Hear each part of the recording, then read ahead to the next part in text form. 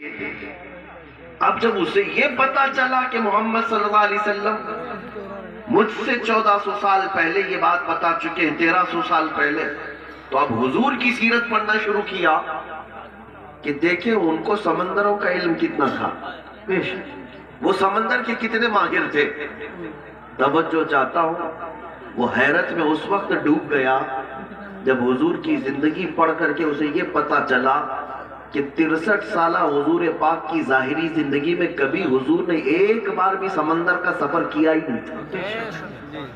رسول پاک صلی اللہ تعالیٰ علیہ وسلم سمندر کے سفر میں کبھی تشریف نہیں لے گئے، اتفاق نہیں ہوا۔ اب وہ شخص کہتا ہے جو کبھی سمندر کا سفر بھی نہیں کیا، وہ اٹلانٹک اوشین میں موجود کسی ڈارک سپیس کی خبر دیتا ہے، تو پھر یہ اپنی جانب سے نہیں دے رہا ہے بلکہ اسے اسی نے بتایا ہوگا جس نے سمندروں کو قائم کیا۔ نعرہ تکبیر، نعرہ رسالت، مسلک اعلیٰ حضرت علماء اہل سنت مفتی سلمان اظہری صاحب قبلہ۔ یہ بات میں نے کیوں عرض کی مجھے بتاؤ۔ اے میرے عزیزو، دنیا نئی نئی کھوج، نئی نئی ریسرچ کے بعد جو چیزیں لے آتی ہے اور پھر اسے ملا کر دیکھتی ہے تو انہیں پتا چلتا ہے نہیں، نبی پاک صلی اللہ تعالیٰ علیہ وسلم نے کہ پہلے ہی بتایا تھا۔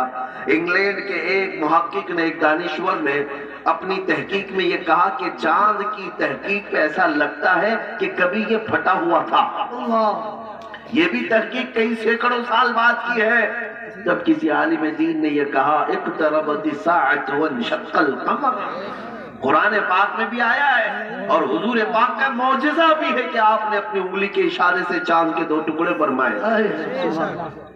ان کو تحقیق 1000 سال کے بعد ہو رہی ہے، 1200 سال کے بعد انہیں پتا چل رہا ہے۔ اب آپ کو میں بتاؤں، ایک ایمبریالوجی ایک علم ہے، ایمبریالوجی ڈاکٹریٹ کرنے والے لوگ جانتے ہوں گے، میڈیکل سائنس پڑھنے والے لوگ جانتے ہوں گے۔ ایمبریالوجی کا مطلب ہوتا ہے بچہ پیدا ہونے کا جو پروسیس ہے ماں کے پیٹ میں، یہ کیسے ہوتا ہے۔ آج تو مشینیں آئی نا، سونوگرافی ہے، سی ٹی سکین ہے، ایکس رے ہے، سکیننگ ہے، یہ سب چیزیں کرنے کے بعد ڈاکٹر بتاتے ہیں کہ بچہ کتنے ہفتے کا بنا، ہارٹ بیٹ چل رہی ہے کہ نہیں چل رہی ہے، بچہ کتنے مہینے کا ہوا۔ یہ ایمبریالوجی کا علم جو آیا ہے یہ 15ویں صدی کے بعد آیا ہے، 15ویں صدی کے بعد آیا۔ میں آپ کو بتاتا ہوں، آج یہ ساری دنیا کے ڈاکٹر اس بات پر اتفاق رکھتے ہیں کہ ماں کے پیٹ میں پہلے نطفہ جاتا ہے، اس کے رحم میں نطفہ جاتا ہے، پھر نطفہ کیا بنتا ہے، ڈاکٹر سب کہتے ہیں ایک چنگم کی طرح چپچپا ہوا، چنگم کی طرح چپچپا ہوا ایک چھوٹا سا خون کا لوتھڑا بنتا ہے جس کو علقہ کہتے ہیں، عربی میں علقہ چنگم کو بھی کہتے ہیں۔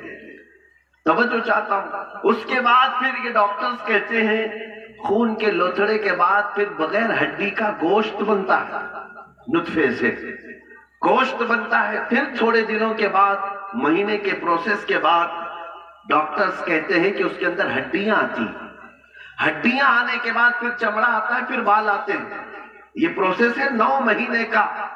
یہ آج کی تحقیق کے بعد سارے ڈاکٹرز مشینوں سے نکالنے کے بعد اس بات کو یہاں دنیا کے سامنے پیش کر رہے ہیں، مگر میں اس زمانے کی بات کر رہا ہوں جب سائنس کا وجود بھی نہیں تھا، جب نہ ایکس رے مشین تھی، نہ سونوگرافی، نہ سی ٹی سکین، کچھ بھی نہیں۔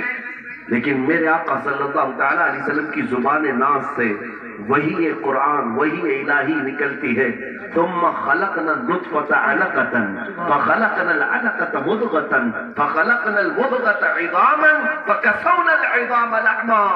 اللہ فرماتا ہے ہم نے نطفے سے علقہ بنایا، چنگم کی طرح چپچپا، پھر علقے سے ہم نے مضغہ بنایا، مضغہ کہتے گوشت کے ٹکڑے کو، پھر اللہ تعالیٰ فرماتا ہے فَكَسَوْنَا الْعِظَامَ فَخَلَقْنَا الْمُضْغَةَ عِظَامًا، پھر ہم نے اس مضغے کے اندر ہڈیاں رکھی، گوشت کے اندر پھر ہڈیاں آئی، پھر اللہ فرماتا ہے فَكَسَوْنَا الْعِظَامَ لَحْمًا، پھر ہم نے ہڈیوں پر چمڑیاں ڈالی، ثم انشأناه خلقا آخر فتبارک اللہ احسن الخالقین۔ میرے عزیزوں، بایولوجی پڑھنے والے اسٹوڈنٹس اگر ہیں سائنس کے، سائنس پڑھنے والے طلبہ ہیں تو جا کر پھر سے ایک بار چیک کر لینا، اور قرآن کی آیت جو میں نے تلاوت کی سورہ مومنون کی پھر سے پڑھ لینا، تمہیں پتہ چلے گا کہ ایمبریالوجی کا پورا علم رسول اللہ صلی اللہ تعالیٰ علیہ وسلم کی زبان سے اللہ نے قرآن پاک میں بیان فرمایا۔ بے شک سبحان اللہ۔ اے مسلمانوں، میں کون کون سی باتوں کا ذکر کرتا، کتنی تحقیقات کی بات کروں۔ زولوجی ایک علم ہے، جانوروں کے متعلق جانکاری، پرندے آسمان میں کیسے اڑتے ہیں یہ آج تحقیق چل رہی ہے، بڑے بڑے لیبوریٹری کام کر رہی ہیں۔ فِقْهُنَّ إِلَّا اللَّهُ۔ اے لوگوں، کیا تم نہیں دیکھتے کہ پرندے ہوا میں کس طرح سے کھڑے رہ جاتے ہیں؟ ان کو کون روک کے رکھ رہا ہے؟ ان کو گرنے سے بچاتا کون ہے؟ ما یمسکہن الا اللہ، ان کو اللہ کے سوا کوئی نہیں روکا۔ زولوجی کا علم قرآن پاک میں ہے، بوٹانی درختوں کا علم قرآن پاک میں موجود ہے۔ یہاں پر اگر ایگریکلچر جو یونیورسٹی ہے اس میں پڑھنے والے اسٹوڈنٹس ہوئے تو ان سے بھی میں بتاتا ہوں پانی کی کتنی قسمیں ہیں، درختوں کی کتنی قسمیں ہیں، پودے جب بڑھتے ہیں تو ان میں جو قلمی کرایا جاتا ہے یہ کیا ہوتا ہے؟ میرے عزیزوں، یہ سارے علوم مصطفیٰ کریم صلی اللہ علیہ وسلم نے اپنی زبان سے بتا دیے۔ اس زمانے میں بتا رہے ہیں جب سائنس کا وجود نہیں، اس پر مزید یہ کہ نبی پاک پوری زندگی بھر کسی کے ہاں پڑھنے کے لیے گئے نہیں، شاید بنے۔ میرے نبی امی ہیں جن کو دنیا میں کسی نے نہیں پڑھایا۔ رسول پاک کا اگر کوئی استاد ہے، معلم ہے تو رب کائنات۔ اب یہ تمہید کے بعد میں آپ سے پوچھنا چاہتا ہوں، اے میرے عزیز بچوں، تمہارے پاس علوم کا خزانہ تھا، تمہارے پاس رسول اللہ صلی اللہ تعالیٰ علیہ وسلم جیسی عظیم ذات تھی، تمہیں پھر ادھر ادھر کی دیکھنے کی ضرورت ہی نہیں تھی۔ اسی لیے ہمارے امام نے برسوں پہلے ہمیں تنبیہ کر کے یہ پکار کر کہا تھا، امام اہل سنت فاضل بریلوی نے، پھر کے گلی گلی دبا ہو کرے سب کی کھائے، دل کو جو عقل دے خدا تیری گلی۔ نعرہ تکبیر، نعرہ رسالت، مسلک اعلیٰ حضرت مفتی سلمان اظہری صاحب قبلہ، نعرہ تکبیر، نعرہ رسالت۔ ہمارے لیے رسول پاک صلی اللہ تعالیٰ علیہ وسلم کی زندگی سے بہتر کوئی زندگی آئیڈیل ہو ہی نہیں سکتی۔ تم اپنی پیدائش سے لے کر اپنی موت تک کے اعمال کو اگر ڈھونڈنا چاہو، میرے نبی پاک کی ذات میں ہر چیز کا علم مل ہی جائے۔ ہمارا دین محفوظ ہے، ہمارا دستور حیات محفوظ ہے۔ وہ لوگ ادھر ادھر دیکھیں جن کے پاس ایجوکیشن نام کی کوئی چیز نہ ہو، وہ لوگ چرا کر کے لائیں قوانین جن کے ہاں خود قوانین نہیں ہوں۔ آپ کو پتا ہے پوری دنیا کو لا تقسیم کرنے والا میرا دین ہے، مذہب اسلام۔ قوانین کون جانتا تھا؟ یورپ جانتا تھا کہ لا کیسے بنائے جائیں، پارلیمنٹ ان میں ایسا تھا کہ جس کی لاٹھی اس کی بھینس، یہ چلتا تھا نظام۔ یہ اسلام ہے جس نے ہر چیز کے اصول بنائے، قوانین بنائے۔ آج آپ کیا سمجھتے ہیں فقہائے کرام نے جو قوانین مرتب کیے ہیں نا، وہ آج کے زمانے کے بڑے بڑے لا کتابوں سے بھی بڑھ کر کے ہیں۔ تمہارے دین میں کمی کس چیز کی ہے؟ کس چیز کی ہے؟ کیا نہ اخلاق کی کمی ہے، کردار کی کمی ہے، علم کی کمی ہے؟ ساری چیزیں ہیں، کمی صرف تمہاری ہے کہ تم نے توجہ کرنا چھوڑ دیا۔ ان کے جو ہم غلام تھے، خلق کے پیشوا رہے، ان سے پھرے جہاں پھرا، پھر آئی کمی وفات۔ اور آج بہت سارے لوگ یہ سمجھتے ہیں کہ ہمارے پاس مال و دولت نہیں اس لیے ہم بچھڑے ہوئے ہیں، ہمارے پاس سیاسی طاقت نہیں اس لیے ہم بچھڑے ہوئے ہیں، ہمارے پاس اقتدار نہیں ہے، قیادت نہیں اس لیے ہم بچھڑے ہوئے ہیں، ہمارے پاس ڈپارٹمنٹ میں یا پھر کسی بھی اچھے عہدوں پر ہماری نمائندگی نہیں اس لیے ہم بچھڑے ہوئے ہیں۔ نہیں میاں، میں کہتا ہوں سبب کچھ اور ہے جسے تو خود سمجھتا۔ تمہارے بچھڑنے کی وجہ، تمہارے پسماندگی کی وجہ جو تم سوچ رہے وہ نہیں ہے، سبب کچھ اور ہے جسے تو خود سمجھتا ہے۔ زوال بندے مومن کا بے زری سے نہیں، زوال بندے مومن کا بے زری سے نہیں۔ اقبال سے پوچھا گیا پھر یہ زوال کس وجہ سے ہے؟ تو شاعر مشرق اقبال کہتا ہے طریق مصطفیٰ کو چھوڑنا ہے وجہ بربادی، طریق مصطفیٰ کو چھوڑنا ہے وجہ بربادی، اسی سے قوم دنیا میں ہوئی ہے بے اقتدار۔ بس ایک ہی پوائنٹ ہے، ان سے پھرے جہاں پھرا۔ اور ہمیں کرنا کیا چاہیے؟ تو اقبال یہی کہتا ہے اگر پھر چاہتے ہو عزت و وقار، ہمیں کرنی ہے شہنشاہ بطحا کی رضا جوئی، ہمیں کرنی ہے شہنشاہ بطحا کی رضا جوئی، وہ اپنے ہو گئے تو رحمت پروردگار۔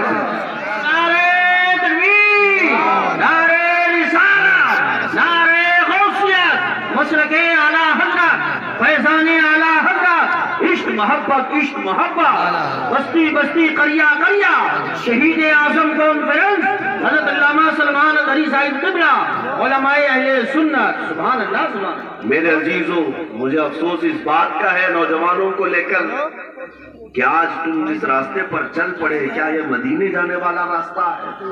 کیا تمہارے چہرے، تمہارا لباس، تمہاری چال چلن یہ مدینے جانے والوں کی ہو سکتی ہے؟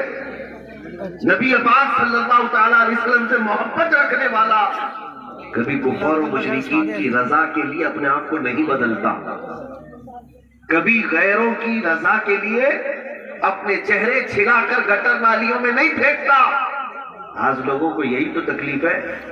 مولانا آپ آج جو کہہ رہے ہیں ہمیں 4 لوگوں میں اٹھنا بیٹھنا رہتا ہے، ہمارا بزنس ہے، ہماری تجارت ہے، جاب ہے، آپ کے کہنے کے مطابق کیا آپ مولوی بن جائیں؟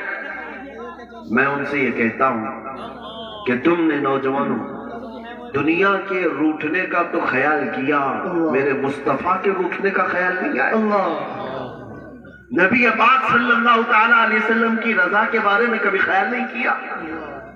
مومن کی اصل زندگی یہی ہونی چاہیے، دنیا روٹتی ہے تو روٹھے، مجھے منانا ہے تو مجھے اللہ کے نبی کو منائے، اگر وہ اپنے ہو گئے تو رحمت پروردگار اپنی۔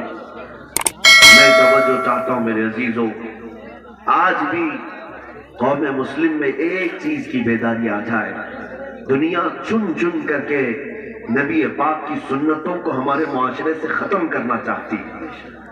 انہوں نے ہماری شناختی ختم کر دی، آئیڈینٹیٹی ختم کر دی۔ پاش ایریے میں رہنے والے بہت سارے مسلمان وہ ہیں جو محمد احمد نام رکھنے سے بھی گھبرانے لگے۔ نعوذ باللہ من ذالک۔ اگر تم نے دنیا کے خوف سے اپنے آپ کو بدلنا شروع کیا تو ایک بات یاد رکھنا، یہ دنیا تمہیں کتا بنا کے چھوڑ دے گی، نہ تم اپنے قوم کے رہو گے نہ وہاں کے بن سکو گے۔ اور ہم نے دیکھا ہے کیسے کیسے لوگوں کو جو دوسروں کو راضی کرنے کے لیے بھٹکتے رہے، نہ وہ اپنے دین کے رہے نہ دوسروں کے دین کے رہ گئے۔ اسی لیے آپ کے پاس ایک ہی اپائے ہے، ایک ہی علاج ہے جس کو اعلیٰ حضرت نے بھی فرمایا تھا، آج لے ان کی پناہ آج مدد مانگو، بے شک بے شک، آج لے ان کی پناہ آج مدد مانگ ان سے، پھر نہ مانیں گے قیامت میں اگر مان گئے۔ بے شک بے شک، انہیں جانا انہیں مانا، نہ رکھا غیر سے کام، للہ الحمد میں دنیا سے مسلمان۔ بے شک، مجھے ایسا لگتا ہے آج وقت زیادہ ہو چکا ہے اور آپ کی یہ افراتفری شاید سننے کے موڈ میں نہیں ہے، اس لیے میں گزارش کرتا ہوں کہ اب دعا ہونی چاہیے اور صلاۃ و سلام کے بعد ہم اپنے اجلاس کو ختم کرتے ہیں۔ جیسا نہیں، اگر آپ کا ارادہ ہے تو میں صبح تک سناؤں۔ آئے ہے سبحان اللہ،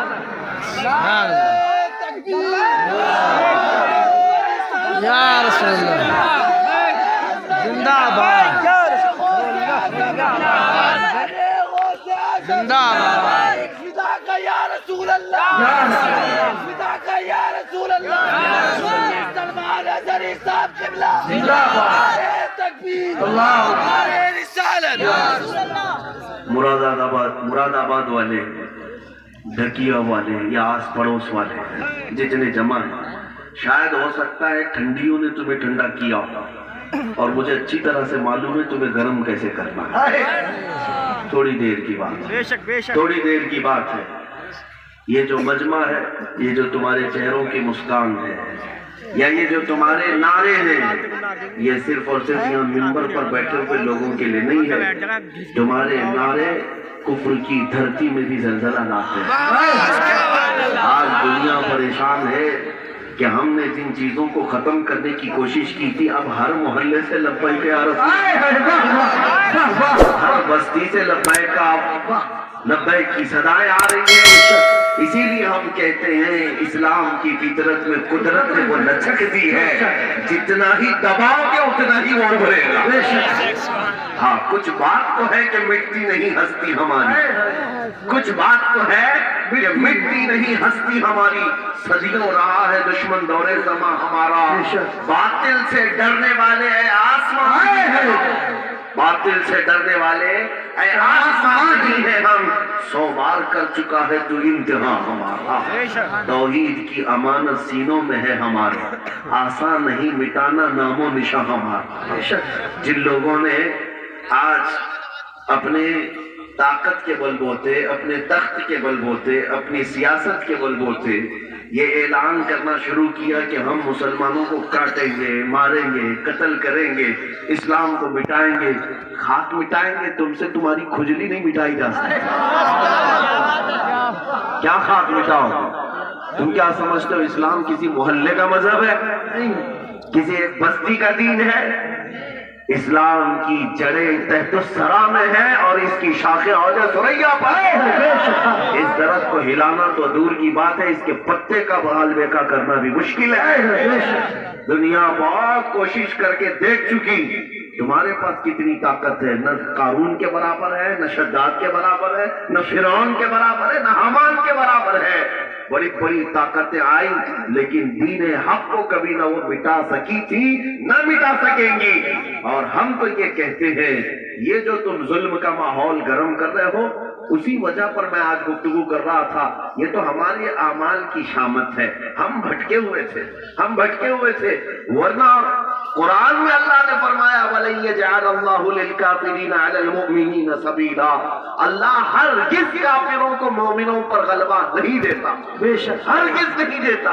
लेकिन ये आज के हालात इसलिए है कि हम रास्ता छोड़े हुए हैं। एक बात मैं आपको बताऊं, आज के हालात के तनाजुर में एक बात मैं कहूं, बगदाद में मुसलमानों का मुल्क, तारीखी विरासत हमारी रही है। ततारियों ने हमला किया, तबाह व बर्बाद किया बगदाद को, और इतना बर्बाद किया कि मुसलमानों की खोपड़ियों से मीनार बनाए, दरिया दजला का पानी खून से लाल हो गया। बादशाह की जो बेटी थी ततारियों की, एक जगह से गुजर रही थी, एक सच्चे मोमिन को देखा, इन हालात में भी वो खड़े होकर अजान दे रहा है, अजान दे रहा है। बादशाह की बेटी थी, उसने कहा ये आप कहां से आवाज आ रही जब हम कत्ले आम कर रहे हैं, गर्दन मार रहे हैं, ये कौन है जो अजान दे रहा है? फौजी फौरन गए और पकड़ लाए। याद नमाजें पढ़ने से रोक रहे हैं, ये ग्राउंड में नहीं पढ़ेंगे, वो मैदान में नहीं पढ़ेंगे। कितने मैदानों को तुम कब्जा करो? हाँ, तुम सिर्फ और सिर्फ मैदानों को रोक सकते हो, पेशानियों को झुकने से कभी नहीं रोक सकते, कभी नहीं रोक। इबादत का ज़ौक़ हमारे पास अल्लाह ताला की आता है। तो ऐसे हालात में अगर अजान दे रहा था कोई, तो ततारियों की वो बड़ी औरत थी, बादशाह की बेटी, उसने गिरफ्तार करवाया। लाओ इस मौलवी को, अब कौन है अजान दे रहा है? उसको पकड़ करके पूछा तुझे खबर नहीं है बगदाद पूरा टूट गया, तबाह हो गया, बर्बाद हो गया, लाखों लोगों की लाशें पड़ी हैं इसी बुनियाद पर कि तुम मुसलमान हो, हम मान रहे, और फिर भी तुम अजान दे रहे हो। उस नेक व सालेह आलिम रब्बानी ने कहा, हाँ सब नजर आ रहा है, लेकिन मुझे मेरा रब भी है, मेरे लिए मेरा रब भी है। दुनिया चाहे जो भी हो, जब तक मेरी सांस नहीं निकलेगी तब तक मैं अल्लाह अकबर कहता रहूं। सुभान अल्लाह, सुभान।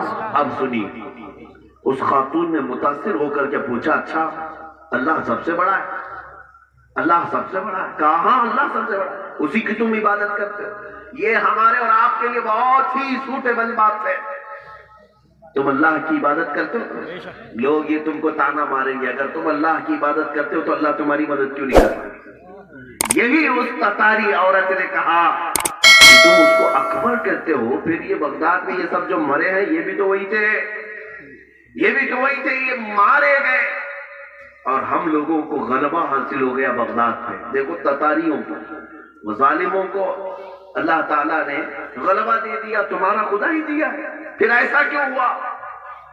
بہت پتے کی بات سنیے، اس عالم دین نے کیا کہا کہ اے خاتون میں تجھے ایک مثال بتاتا ہوں۔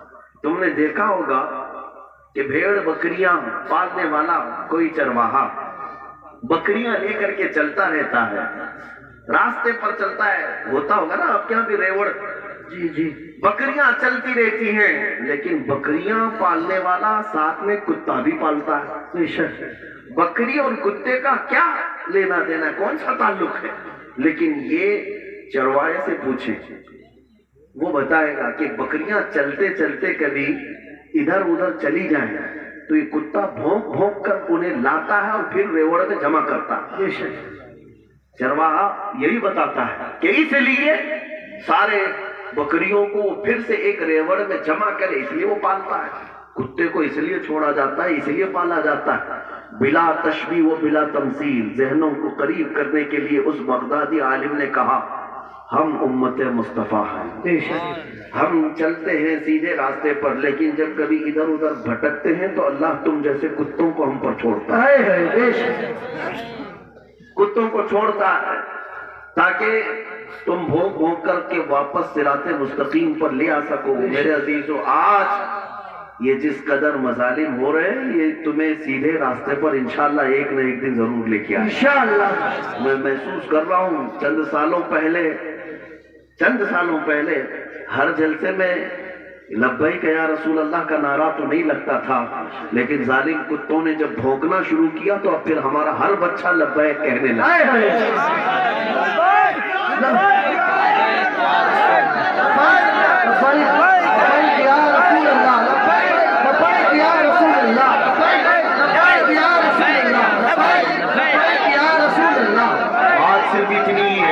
بات صرف اتنی ہے، میں نے جو عنوان آپ کے سامنے رکھا وہ یہی ہے کہ جب تم اپنی حیثیت کو پہچان لو کہ میرا راستہ کچھ اور ہے، جس دن تم اس نقطے پر آ گئے، میرے عزیزو، عزتیں تمہاری ہے، طاقتیں تمہاری ہے، اقتدار تمہارا ہے، جس طرف رخ کرو گے مولا تعالیٰ اس ہوا کو تمہارے زیر نگی فرمائے گا۔ تمہیں پتہ نہیں ہے کہ تمہاری تاریخ کیا تھی، ہماری تاریخ اقبال کی زبان سے اگر سنو گے تو اقبال کہتا ہے ٹل نہ سکتے تھے جنگ میں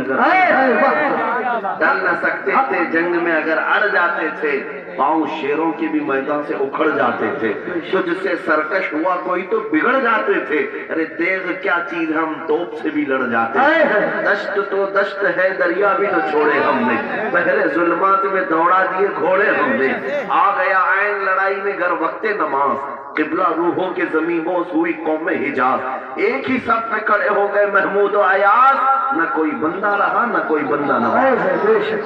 یہ ہماری تاریخ تھی۔ اسی بات کی طرف میں تمہیں دعوت دے رہا ہوں کہ جس دن تم اس نقطے پر واپس آ گئے اور سمجھ گئے میری تاریخ ان کتوں کی صحبت میں رہنا نہیں ہے، اللہ تعالیٰ نے تمہیں شیر بنا کر پیدا کیا۔ ہاں، اللہ تبارک و تعالیٰ نے تمہارے متعلق قرآن میں فرمایا کنتم خیر امت اخرجت للناس، تم خیر امت ہو جو لوگوں میں اللہ تبارک و تعالیٰ نے تمہیں بنایا ہے، لہذا ایسے ویسے کی طرف تمہیں دیکھنے کی ضرورت نہیں۔ مجھے افسوس اس بات کا ہوتا ہے جب ہمارا نوجوان یہ کہتا ہے نئی فلم آئی ہے، اس میں فلاں ایکٹر ہے، فلاں ہیرو ہے، بال اس کی طرح، کپڑے اس کی طرح، پینٹ پھاڑ لیا، صرف ایک نچنیاں کو دیکھ کر کے، ایک مجرا کرنے والے کو دیکھ کر کے اپنا آپا کھو گیا، اپنے آپ کو بدل لیا۔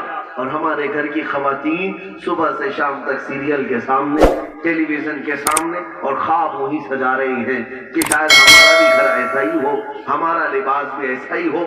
میرے عزیزو، دنیا کیا کرتی ہے اس کی تمہیں فکر نہیں ہونی چاہیے۔ عورتیں اگر کسی کو دیکھتی تو وہ سیدہ کائنات فاطمہ الزہرا کو دیکھتی، کم سے کم یہ سیرت کا مطالعہ کرتی کہ ان کا دوپٹہ کیسا تھا، ان کا لباس کیسا تھا، ان کے رہن سہن کیسے تھے۔ اس کو چھوڑ کر انہوں نے آج مجازی عشق کے اور مجازی یہ اسکرین کے اوپر اپنے دل دے بیٹھے. اور اسی طرح مردوں کی حالت بھی یہی ہے نوجوانوں کی. اے نوجوانوں، تمہارے ہاتھ میں بنگڑیاں تک انہوں نے پہنا دی، کانوں میں بالیاں تک پہنا دی، بالوں میں چوٹیاں تک لا دی. کیا کیا کر دیا. یہاں ہمارے اچھے بھلے مرد کو عورت بنا دیا، جی عورت بھی نہیں مخنث بنا دیا. اور اس پر یہ مزید یہ سمجھتا ہے کہ یہ فیشن ہے، یہ فیشن ہے. ارے ادھر سے ادھر سے پھاڑ کر کے پہننے والا، ننگا گھومنے والا اگر فیشن زدہ ہے تو پھر کتا اور بھینس بیل بکری یہ زیادہ فیشن زدہ ہے، کیونکہ وہ تو کپڑے ہی نہیں پہنتے. اگر ننگا ہونا ہی فیشن ہے تو جانور سب سے بڑے فیشنیبل ہے. اے میرے عزیزو، جنگلی دنیا کو نہ دیکھو، جو جنگل راج بنانا چاہتی ہو ان کو نہ دیکھو. اگر تمہیں زندگی کے ایمان کے مزے لینا ہے تو مدینے والے کی طرف. نبی پاک صلی اللہ تعالیٰ علیہ وسلم کے اخلاق سے بڑھ کر کسی کے اخلاق ہے؟ ان سے بہتر کردار کس کا ہو سکتا ہے؟ میرے عزیزو، آج دنیا اگر تم سے بھی منہ پھیر رہی ہے تو اس کی وجہ یہی ہے کہ تمہیں خود نبی پاک کی سیرت نہیں معلوم. ایک میں اپنی بات بتاتا ہوں تجربے کی. ایک بار ایک ٹرین سے میں اتر رہا تھا، ایک نوجوان نے، میلاد کا دن تھا 12ویں شریف کا، اس نے مجھ سے پوچھا کہ کوئی ایسا عمل بتا دیجئے جو رسول اللہ کو خوش کر دے. سبحان اللہ. ربیع الاول شریف میں آپ بھی کمکمے لگاتے ہوں گے، سجاتے ہوں گے نا گلیاں، جلوس بھی نکالتے ہیں، ساری چیزیں کرتے ہیں، لیکن کچھ کام اور بھی ہیں تمہارے ذمہ.